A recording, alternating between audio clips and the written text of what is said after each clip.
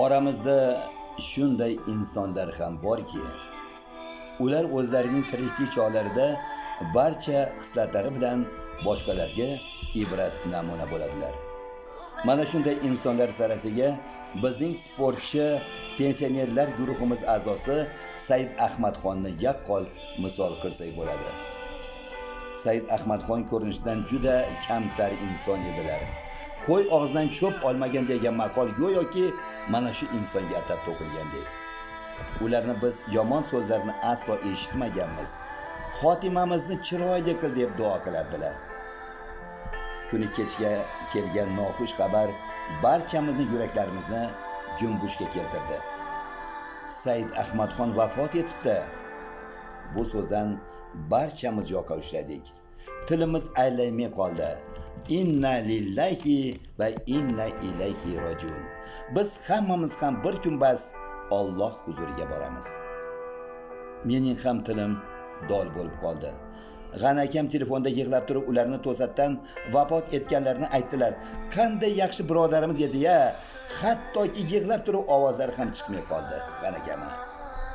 Boshim aylanib ketdi. Yer-ko'k qorong'ulashdi. Bir kun ilgari ham birga edik. Chiroyli so'zlarni videoga yozib olgan edim. So'ng ikkinchi sport maktabi oldiga birgalikda keldik. U yerda G'ani akam boshliq bir guruh do'stlarimiz to'yga borish taraddudini ko'rib turishgan ekan. Said Ahmadxon to'yga bora olmaslik uzrlarini aytib, biz bilan xayrlashdilar.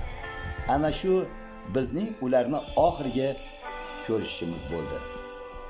Hech qayerlari og'rimasligini, faqat oyoqlarida biroz og'riq borligi haqida gapiradilar.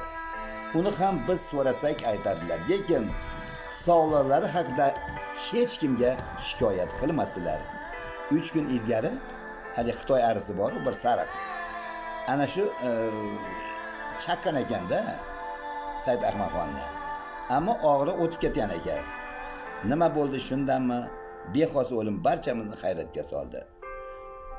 Undan ekan, bundan ekan, shunaqa qilsa bo'lmasmidi?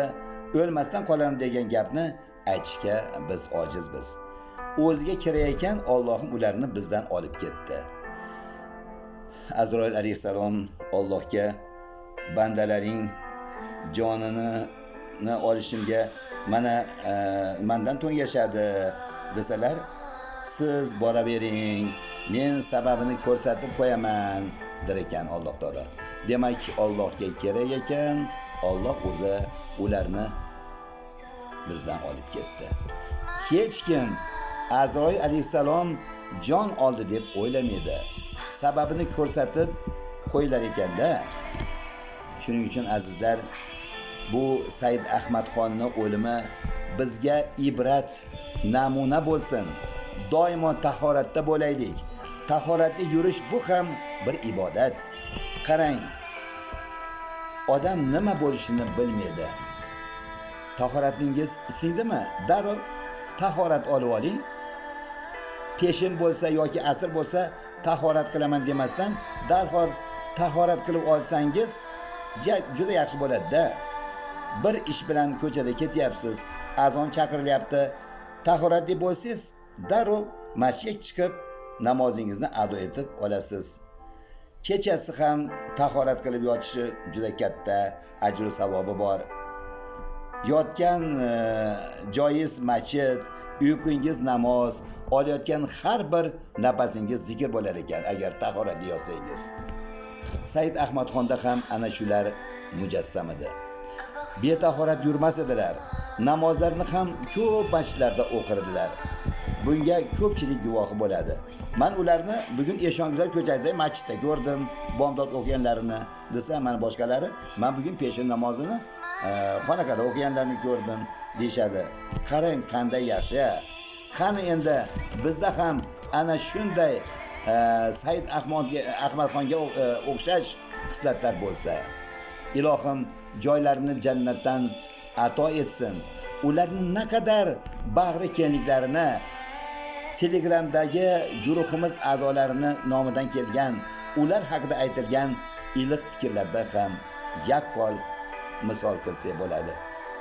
Andijonlik Otabek degan ukamiz ham ularni birga ularni barcha bilan samimiy gaplashishlarini, hech kimga umuman ovozlarini ko'tarib, baqirib gaplashganlarini ko'rmadim. Oxiratlari obod bo'lsin deb yozibdilar. Jalolxon, Said Orifxon, Mutalibxon va boshqalar ham ular haqida chiroyli gaplar aytishib, oxiratlari obod bo'lishliklarini Allohdan tilashibdi.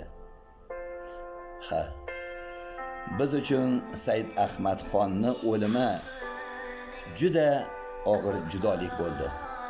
Doimo birga yurgan yaqin birodaringiz birdaniga yo'q bo'lsa juda ayanchli bo'lar ekan. Ular bilan velomarafonda Shohmardon bormi, Karkidonmi, Avvalmi, Vodilmi, Chimyonmi, Farg'onami doim birgadik. Charchagan chog'imizda, yo'llarda dam olganimizda ular tomonidan juda chiroyli suhbatlar bo'lardi. Miriqib tinglardik, maza qilardik. Mana endi ular oramizda yo'q. Ular bilan u dunyoda ko'rishamiz endi. Janozadan oldin guruhimiz a'zolaridan Ravshanbek, Shukrul akam, G'an akamlar so'nggi bor ular bilan vidolashibga kirdik. Yuzlari qizil, chiroyli bo'lib, hech o'lganga o'xshamasdan yotibdilar. Ularni ko'rib yana yig'ladik, bizdan rozi bo'ling dedik.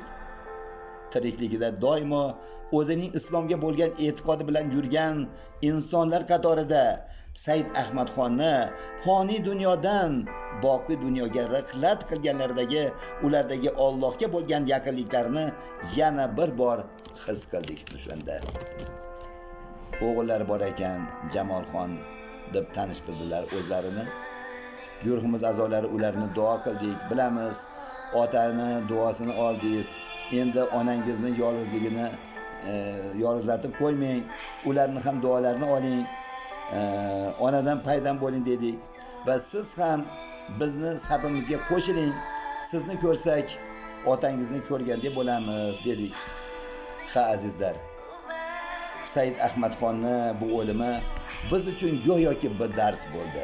Shuning uchun Allohga qilayotgan ibodatlarimizni yanada kuchaytiraylik. Qilayotgan amallarimizni ko'paytiraylik. Gina adovatlar bizdan yiroq bo'lsin. Yomon ko'rgan odamingiz bormi? Ular bilan ham yaxshi bo'lishga harakat qilaylik.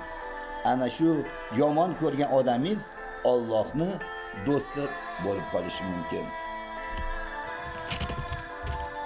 Ilohim o'tganlarning oxiratlari obod bo'lsin. Orqada qolgan musibatdorlarga sabr yu jamil ato qilsin. Amin.